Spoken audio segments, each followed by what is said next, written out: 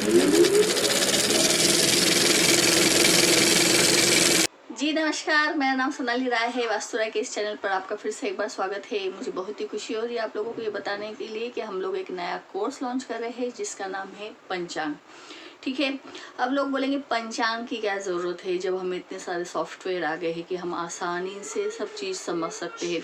हम सॉफ्टवेयर का यूज़ करके कुंडली देख सकते हैं ना, कुंडली के योग देखते हैं और कुंडली का विश्लेषण करते हैं।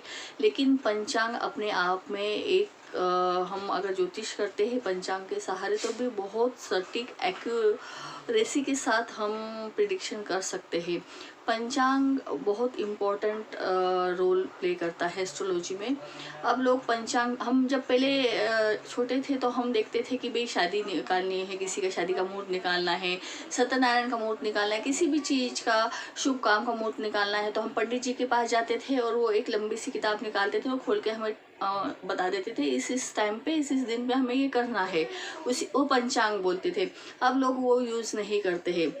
तो पंचांग अपने आप में बहुत परिपूर्ण है ना। जैसे हम बोलते हैं पंच महाभूतों का हमारे जीवन में इम्पोर्टेंट है, वैसे ही पंचांग का भी बहुत इम्पोर्टेंट एस्ट्रोलॉजी में है। पंचांग यानी क्या? पंचांग यानी 5 अंग है ना, 5 पार्ट है ना, वो बहुत इम्पोर्टेंट है ना। पंचांग में अगर हम देखा जाए तो पूरी हमारी जो भी एस्ट्रोलॉजी किस तरीके से करनी चाहिए वो एक अच्छी सटीक तरीके से बताया गया है। पंचांग में अगर हम देखें तो उसके 5 अंग है ना, उसका है वार, तिथि, करण, योग, नक्षत्र। ये पंचांग के 5 अंग है ना, बहुत इम्पोर्टेंट रोल प्ले करते हैं। हम जिस तिथि को जन्म लिया है वो उसी तिथि को हमने क्यों जन्म लिया है ना, वो हम उस के अलावा दूसरी तिथि को भी ले सकते थे। कुछ ना कुछ इम्पोर्टेंट है ना, वो तिथि, वो वार, उसी वार को हमने क्यों लिया है। नक्षत्र अपने आप में बहुत इम्पोर्टेंट है, करण अपने आप में बहुत इम्पोर्टेंट है। करण हमारी लाइफ में बहुत चीज़ें बताता है, हमारे हेल्थ इश्यू बताता है, हम किस कौन से हमको बीमारी होगी ये भी बताता है। करण से हम कौन सा प्रोफेशन कर सकते हैं ये भी हम देख सकते हैं। और इसके अलावा योग भी है कि किस योग में आप पैदा हुए हैं, उस हिसाब से भी आपकी लाइफ पे वो योग असर डालते हैं।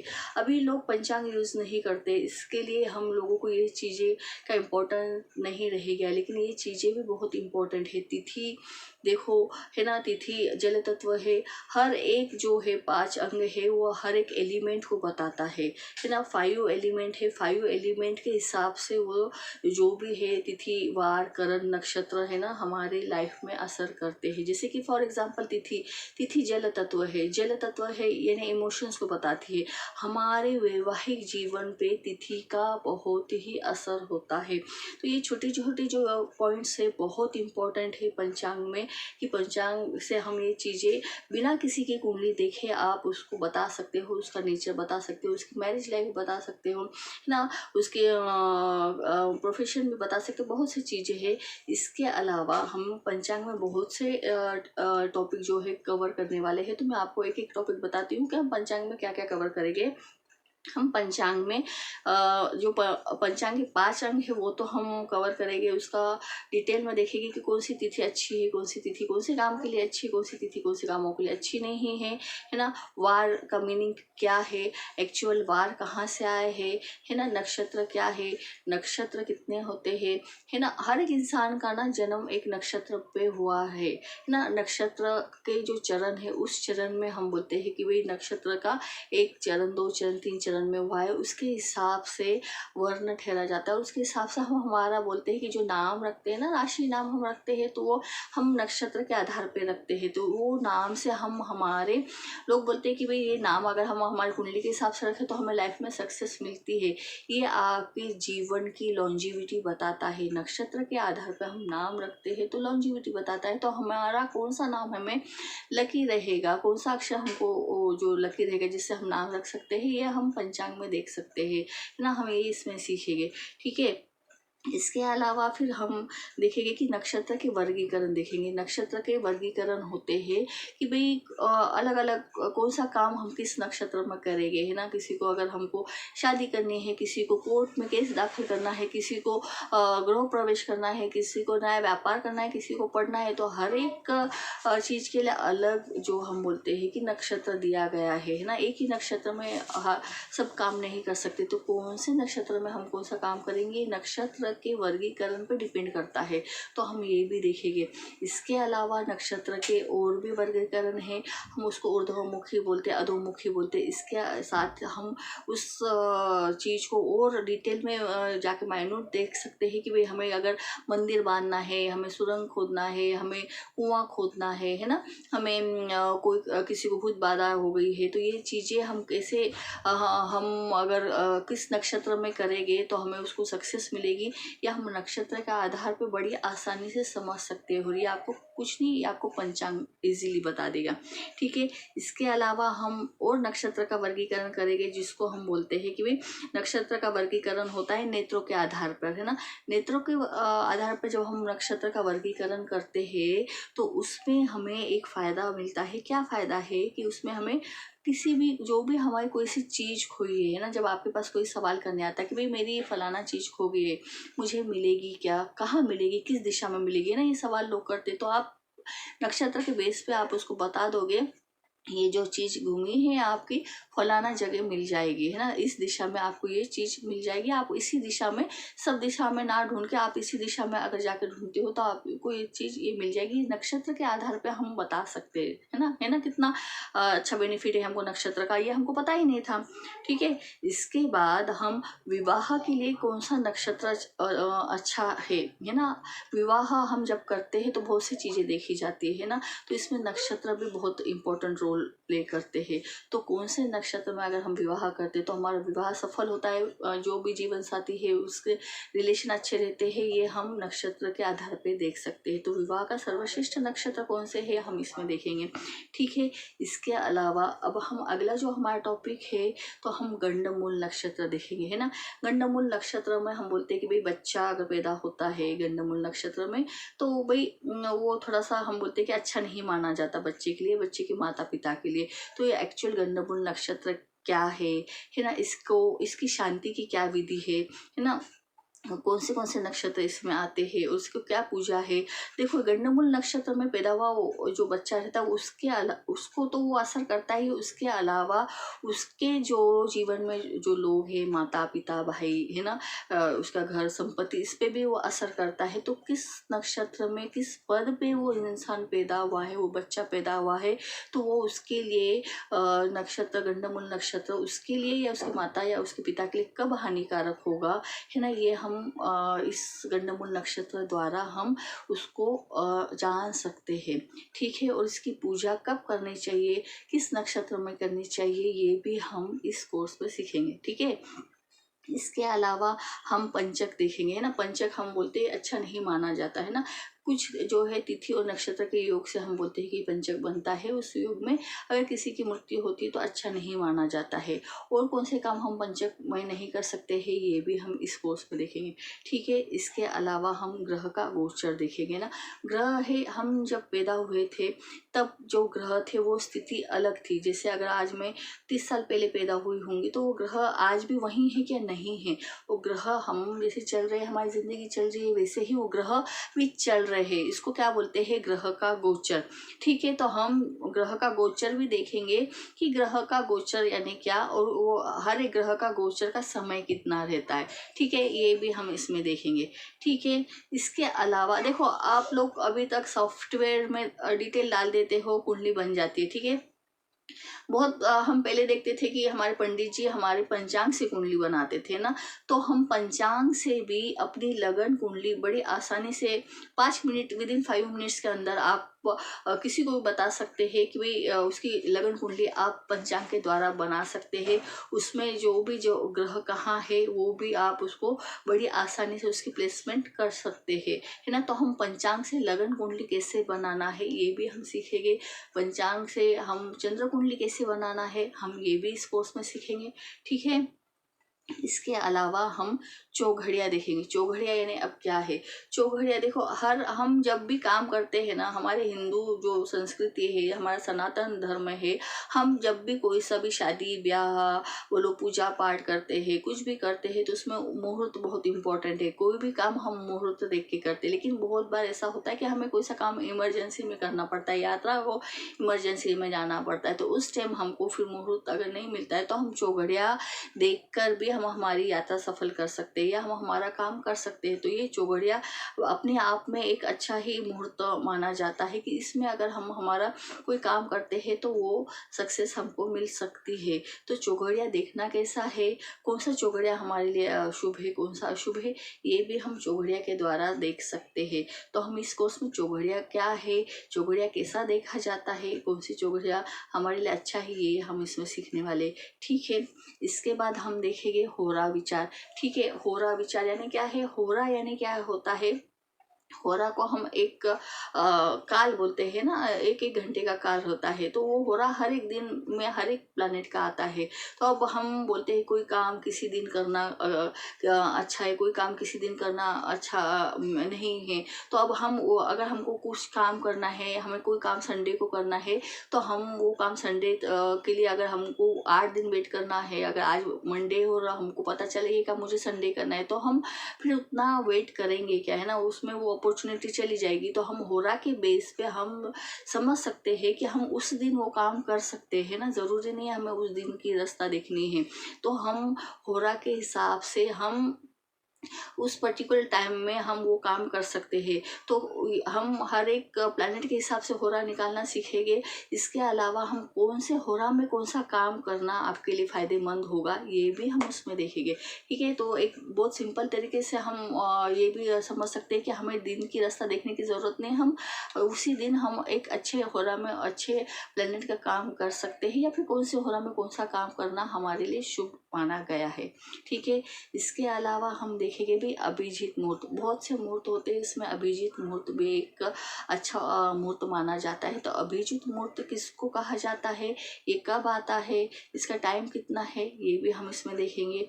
इसके अलावा राहु काल, राहु बोले तो अपने आप में हम डर ही जाते हैं, फिर वो चाहे कुंडली के लिए हो या कहीं भी हो, राहु अपने आप में डर पैदा करता है। तो उसी प्रकार से हम राहु काल को भी हम बोलते हैं अच्छा नहीं मानते हैं। तो हम राहु काल भी देखेंगे कि भाई राहु काल कब आता है ना, दिन में एक पर्टिकुलर टाइम पे राहु काल आता है, तो उसमें हम बोलते काम नहीं करना चाहिए। तो राहु काल कब आता है, कौन से दिन कब आता है, ये भी हम उसमें निकालना सीखेंगे। ठीक है, इसके बाद हम देखेंगे भद्रा विचार, है ना। भद्रा भी हम बोलते हैं कि अच्छी नहीं मानी जाती है। तो कौन सी तिथि को हम भद्रा बोलते हैं, कितना टाइम भद्रा का रहता है ना, ये भद्रा के संबंधित जो भी इंफॉर्मेशन है हम इसमें भद्रा को क्यों हम अच्छा नहीं मानते हैं, है ना। तो ये भी हम इस कोर्स में देखेंगे कि भद्रा का विचार भी हम इस पे देखेंगे, और भद्रा का जो दोष लगता है ना, उसका दूर करने का उपाय भी हम इस कोर्स में सीखेंगे। ठीक है, यानी पंचांग में हम देखेंगे। ठीक है, अब आता है हमारा नेक्स्ट टॉपिक, जो हम बोलते हैं अवखाड़ा चक्र, है ना। अवखाड़ा चक्र से हम क्या कर सकते हैं कि हम हमारे नाम अक्षर से हम हमारे मित्र, यानी कौन सा इंसान हमारे लिए फ्रेंडली है, यानी मैं नाम सोनाली है तो सोनाली के लिए कौन से नाम का पर्सन फ्रेंडली रहेगा और कौन से नाम का पर्सन उसके लिए एनिमी रहेगा, ये हम इस चक्र से बड़े आसानी से देख सकते हैं कि भाई इस इंसान से अगर मैं फ्रेंडशिप करती हूँ, पार्टनरशिप करती हूँ, तो ये मुझे बहुत फ़ायदा देगा। इससे मैं अगर ये मेरे लाइफ से मैं इससे पार्टनरशिप करती हूँ तो ये मुझे नुकसान देगा, ये बड़े आसानी से हम इस चक्र से देख सकते हैं। इसके अलावा हम हमारे नाम के साथ हम कौन सी सिटी हमको फ़ायदेमंद देगी, है ना, ये भी आप देख सकते हैं। यानी ये इस चक्र का आप बहुत जगह फ़ायदा ले सकते हैं, क्योंकि इसको हम हमारे शत्रु और फ्रेंड बड़ी आसानी से हम इससे पता कर सकते हैं। ठीक है, अब हम लोग बहुत से पर्पस के लिए, है ना, लाइफ में यात्रा करते हैं भाई। कभी एंजॉयमेंट के लिए करते हैं, कभी बिजनेस के लिए करते हैं, कभी घर के लिए करते हैं, है ना, कभी फ़ायदे के लिए करते हैं, कभी हमारे फैमिली में कुछ घटना दुख हो जाती है उसके लिए हमें यात्रा करना पड़ती है। किसी न किसी वजह से इंसान को यात्रा उसकी लाइफ में करना ही पड़ती है ना। तो अब हम ये देखेंगे कि भाई यात्रा का जब हम करते हैं अच्छे काम के लिए, हम अगर यात्रा पे जा रहे हो तो हम चाहे चाहेंगे ना कि लड़की की बातचीत शादी की बातचीत करने जा रहे, तो हम चाहेंगे कि भाई बातचीत अच्छी हो, है ना। तो हम चाहेंगे उस टाइम, हम चाहेंगे कि भाई कोई सी भी हमें अड़चन नहीं आए। तो हम यात्रा करते टाइम हम अगर अच्छे टाइम पे हम घर से निकलते हैं, तो जिस भी पर्पज़ के लिए हम निकल रहे हैं वो हमें उसमें सक्सेस मिलती है। तो यात्रा के टाइम हमें बहुत सी चीज़ें विचार करनी पड़ती है। तो हमें यात्रा किस दिन करनी चाहिए, है ना, किस दिशा में किस दिन यात्रा करनी चाहिए तो हमें फ़ायदामंद होगा, ये हम यात्रा का विचार इसमें कर सकते हैं। यानी कि किस दिन हम कौन सी दिशा में यात्रा करेंगे, किस दिन हम कौन सी दिशा में यात्रा नहीं करेंगे, है ना, जिसे हम दिशाशूल कहते हैं। दिशाशूल, शूल यानी पीड़ा। अगर हम इस दिन पर्टिकुलर दिशा में अगर यात्रा करते हैं तो हमें नुकसान होगा, उसको हम बोलते हैं शूल, है ना, पीड़ा होगी, है ना। तो हम अगर मालूम है कि मुझे सोमवार को इस दिशा में यात्रा नहीं करनी है, तो मैं उस दिशा में यात्रा क्यों करूँगी। मुझे सोमवार को जिस दिशा में यात्रा करना फायदेमंद होगा, मैं उसी दिशा में यात्रा करूँगी। ठीक है, ये तो हो गया यात्रा। अगर हम बोलेंगे कि भाई इसका मतलब है कि अगर मुझे कोई प्रॉब्लम है, इमरजेंसी में जाना है, तो क्या मैं उस दिशा में नहीं जाऊँगा, तो फिर नहीं।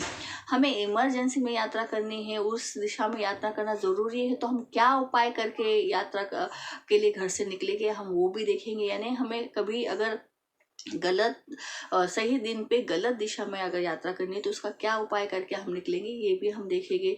यात्रा करते टाइम हमें बहुत चीज़ें देखनी पड़ती है। यात्रा करते टाइम हमें नक्षत्र का विचार करना पड़ता है। यात्रा के टाइम हम अगर तिथि का विचार करना पड़ता है ना।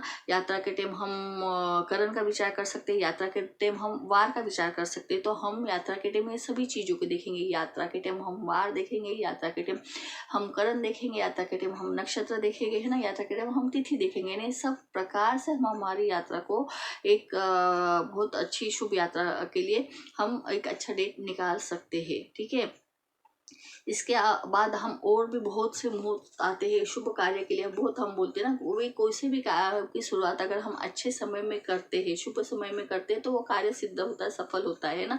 और अगर गलत समय में करें तो वो कार्य सफल नहीं होता है। तो हम अमृत सिद्धि योग क्या होता है ये हम देखेंगे। इसमें हम रवि पुष्य योग क्या होता है ये हम देखेंगे, है ना। सर्व कार्य सिद्धि योग क्या होता है ये हम देखेंगे, है ना। तो बहुत से जो योग है ना, सिद्ध योग है, हम इसमें देखेंगे। ठीक है, जब हम घर की नींव रखते हैं, भूमि पूजन करते हैं, तो भूमि पूजन के लिए भी एक मुहूर्त देखना बहुत ज़रूरी है। तो उसके लिए हम तिथि क्या है, उसका नक्षत्र कौन सा अच्छा है, उसके लिए मास कौन सा अच्छा है, उसके लिए लगन कौन सा अच्छा है, कौन सा महीना अच्छा है ना, ये सब हम इस पंचांग के आधार पे देख सकते हैं। ठीक है, जब हम गृह प्रवेश करते हैं उसके लिए भी हम बोलते हैं कि भाई बहुत अच्छे अगर टाइम पे अगर हम गृह प्रवेश करते हैं तो हमें वो ग्रह से फ़ायदा मिलता है, हमारी लाइफ में बहुत से अच्छी चीज़ें घटती है। तो उसके लिए हमें कौन सा नक्षत्र अच्छा है, कौन सी तिथि अच्छी है, कौन सा लगन अच्छा है, कौन सा महीना अच्छा है, ये भी हम इसमें देखेंगे।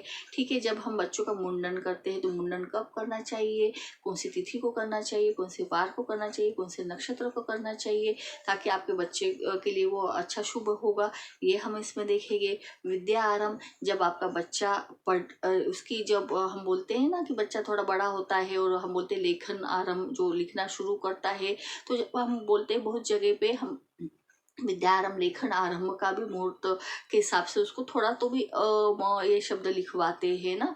हम देखते हैं ना कि बहुत जगह ऐसे ट्रेडिशन है। तो उसके लिए भी हम देखेंगे कि जब बच्चे को हम पहला अक्षर लिखवा रहे हैं, विद्या आरंभ उसकी करा रहे हैं, तो उसके लिए कौन सा अच्छा समय है ना, कौन सी अच्छी तिथि है, कौन सा अच्छा नक्षत्र है, ये भी हम इस कोर्स में जानेंगे। इसके अलावा हम पाया विचार करेंगे, है ना। पाया विचार भी अपने आप में बहुत इम्पोर्टेंट है। इंसान जब जन्म लेता है ना तो एक पाए में लेता है। ये बहुत पुरानी प्रथा है कि लोग देखते हैं आज भी। अगर पुराने बुजुर्ग हो तो वो देखते हैं कि भाई बच्चा कौन से पाए में जन्म लिया है ना, तो उस पाए के हिसाब से हम बोलते हैं उसकी लाइफ में अच्छी वो प्रोग्रेस करेगा, उसकी लाइफ में कुछ ना कुछ प्रॉब्लम्स आएगी, है ना, या ज़्यादा स्ट्रगल रहेगा या उसका भाग्य उसका साथ देगा, है ना। जो भी उसकी लाइफ में ऑब्स्टेकल्स आएंगे या नहीं आएंगे, ये पाया से देख सकते हैं। तो हम इसमें बच्चा अगर पैदा होता है तो कौन से पाए से जन्म लिया है ना। तो ये पाए के बारे में हम सविस्तर जो भी है इंफॉर्मेशन हम इसमें देखेंगे कि पाया हमको पहले निकालना कैसा है, पाए के कितने टाइप से। हाँ, पहले तो हमें देखेंगे कि पाए के कितने टाइप से, इसके बाद हम पाया निकालना देखेंगे, फिर कौन सा पाया फ़ायदेमंद है, कौन सा पाया नुकसानदेह है, ये हम देखेंगे। और फिर हम इसकी रेमेडीज़ भी देखेंगे, है ना। अगर पाया गलत पाए में वो बच्चा जन्म लिया है तो उसके लिए हमें उसको रेमेडी कराएंगे तो उसका असर उसको उतना नहीं होता है। तो पाए संबंधी जितने भी उपाय है हम इस कोर्स में पूरी तरह से डिटेल में देखेंगे, ठीक है जी। इसके बाद हम और देखेंगे कि पितृपक्ष है ना, हम बोलते हैं श्राद्ध पक्ष पितृपक्ष, जो हम हमारे पितरों को श्रद्धा के लिए करते हैं तो कब करना चाहिए, कैसा करना चाहिए, वो भी हम देखेंगे। हम ये भी देखेंगे कि भाई वो 9 ग्रह है तो 9 ग्रह की दशा अंतरदशा कितने सालों की रहती, कैसी रहती, ये भी हम इसमें देखेंगे, ठीक है। इसके अलावा बहुत सारी चीज़ें हमने कोर्स में कंटेंट की, क्योंकि पंचांग बहुत है ना। पंचांग यानी 5 ही अंग नहीं है, पंचांग आपको सब चीज़ बताता है, पंचांग में सब चीज़ है, लेकिन सिर्फ उसको समझना आना चाहिए, है ना। अगर जब तक आपको उसको कैसे रीड करना है पंचांग नहीं मालूम है तो उसमें ही सब इंफॉर्मेशन दी है, लेकिन आपको पढ़ना नहीं आएगा तो आप समझोगे कैसे। ये चीज़ें पंचांग में है, लेकिन आपको समझना है कि आपको कैसे निकालना है, ठीक है, उसको किससे रीड करना है। तो हम यही रीड करना सीख रहे हैं। तो इसमें हम ये भी देखेंगे कि एक ही नक्षत्र पे अगर बच्चे पैदा होते हैं उसका जन्म का फल क्या है। यानी कि अगर मेरा बड़ा बेटा है उसका नक्षत्र, मेरा छोटी लड़की है वो दोनों एक ही नक्षत्र पे पैदा हुए हैं, या मेरा और मेरे बच्चे का नक्षत्र एक है, या मेरे पति का और मेरे बच्चे का नक्षत्र एक है ना, या मेरे पति का मेरी लड़की का नक्षत्र एक है, तो उसका फल क्या है ना, वो हम देखेंगे कि एक ही नक्षत्र में जब इंसान पैदा होता है तो उसका फल क्या होता है उसकी ज़िंदगी में, ये हम देखेंगे, है ना। फैमिली में जब 2 इंसान का एक ही नक्षत्र होता है, 2 इंसान एक ही नक्षत्र पे पैदा होते हैं परिवार में, तो उसका फल क्या होता है ये हम देखेंगे, ये जानना बहुत ज़रूरी है, ठीक है। इसके अलावा हम त्रिखल जन्म फल और शांति, त्रिखल जन्म फल और शांति, ये शायद नाम आपने सुना भी नहीं होगा। त्रिखल जन्म फल यानी क्या बोलते हैं, त्रिखल यानी 3 लड़कों के बाद लड़की पैदा होना, या 3 लड़कियों के बाद लड़का पैदा होना, उसको बोलते हैं त्रिखल जन्म फल, है ना। उसका क्या असर हमारी ज़िंदगी पे पड़ता है, उसकी शांति हमें क्या कैसी करनी चाहिए, ये हम इसमें देखेंगे, ठीक है।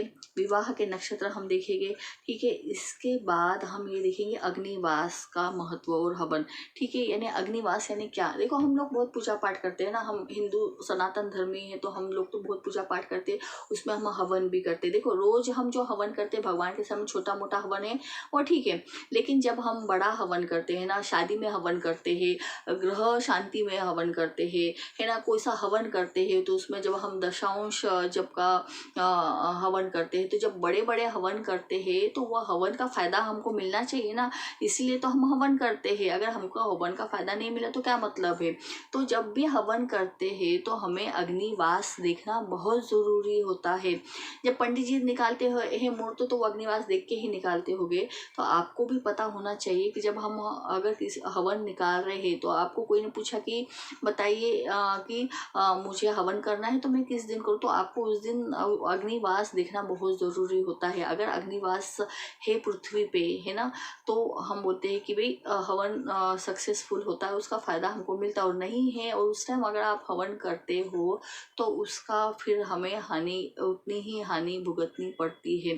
तो ये अग्निवास क्या है ना, ये हम देखेंगे कि हवन करते टाइम अग्निवास हम कैसे देखेंगे, ये भी हम इसमें देखेंगे। इसके अलावा शिववास भी होता है कि भाई जब हम भगवान से प्रार्थना करते हैं, शिव जी से प्रार्थना करते हैं, तो शिव जी अलग अलग अलग क्रिया करते हैं, तो उस टाइम हमें किस टाइम पे, है ना, भगवान की प्रार्थना करनी चाहिए कि वो हमारी इच्छा पूर्ति करे, है ना। तो हमें वो शिववास भी हम इस कोर्स में देखेंगे कि भाई कहाँ शिववास के टाइम में ही हम अगर भगवान से प्रार्थना करते हैं तो हम उसका पूरा हमारी इच्छा पूर्ति होती है। इसके अलावा हम जो है हमारे 9 प्लैनेट्स है, तो 9 प्लैनेट्स के हम उपाय भी देखेंगे, हम जप देखेंगे, हम मंत्र देखेंगे, जप की संख्या देखेंगे, उसके रत्न देखेंगे, उसके डोनेशन देखेंगे, उसके संबंधित जो औषधि है, उसके संबंधित पेड़ है क्या, है ना, हम लोग दान करते तो कौन सा दान करना चाहिए, जड़ है तो कौन सी जड़, उसकी कौन सा झाड़ लगाना चाहिए, कौन सी जड़ है, कौन सी औषधि का हम उसका यूज़ कर सकते हैं, तो ये सारी चीज़ें हम इस कोर्स में देखेंगे। इसके अलावा बहुत सी भी चीज़ें हम देखेंगे, बहुत सी चीज़ें मेंशन किए, बहुत सी चीज़ें हम एट ए टाइम कोर्स में पढ़ाते भी है। तो ये था हमारा पंचांग का कोर्स कि भाई पंचांग के कोर्स में ये सारी चीज़ें आपको डिटेल में सीखने मिलेगी। बहुत सिंपल तरीके से कोर्स बनाया जाता है, आपको PDF भी मिलती है ना। कोई सवाल हो तो ऐसा नहीं कि कोर्स होने के बाद आप नहीं पूछ सकते, बाद में भी पूछ सकते हैं। तो होप आई थिंक आपको समझ में आया होगा कि पंचांग का जो कोर्स है, ये कोर्स में हम क्या क्या कंटेंट कवर करने वाले हैं। और कोर्स संबंधित आपको अगर कुछ इन्फॉर्मेशन चाहिए तो आप हमें कॉल कर सकते हैं, व्हाट्सएप कर सकते हैं। Thank you.